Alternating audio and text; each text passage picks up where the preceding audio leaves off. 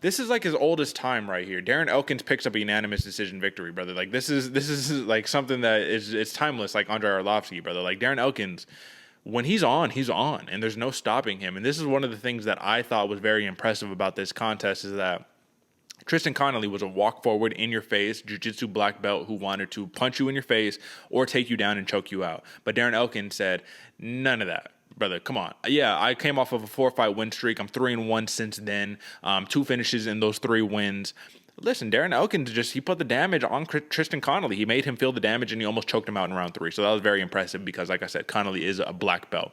Now, here's the question, AJ. When it comes down to Darren Elkins, he is in that same mold of the Andre Arlovski, of the Jim Miller, of the Cowboy Cerrone, where I think the man can fight forever and still be able to put up this performance. He reminds me of Clay Guida, to be honest with you, like a featherweight version of Clay Guida because he's hyped up as always. You see him after the fight, he's just like chilling. He's like, woo, you're like, yeah, I won. I'm Darren Elkins. You know what I mean? And that's like, it was no sweat. Like, this is just what he does. This is like in his DNA, in my opinion.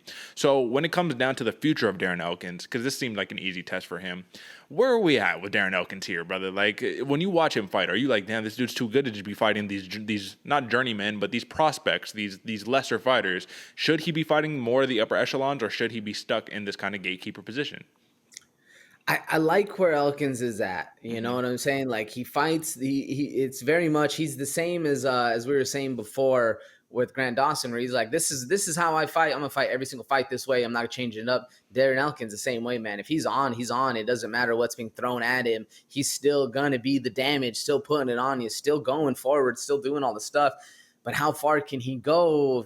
That's a rough one, man, because he's 37 looking to fight till 40. Can he fight these 3 years? Probably, but the same kind of style, it makes it harder when the upper echelon of, of the division really, they got power, man. They got power and they can go and they have the gas tanks to get it going. I like him in the gatekeeper position because he's still a massive test for all of these newcomers coming in, the Tristan Connellys of the world, all these people that are still trying to make a big name, but you got to get past those big tests.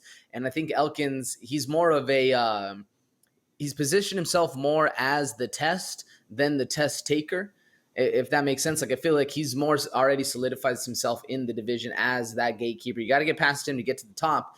But he's not really making moves, or he's not taking his own career into his own hands saying, yo, I'm tired of this. I want to be the one moving up. I want to test myself against this guy.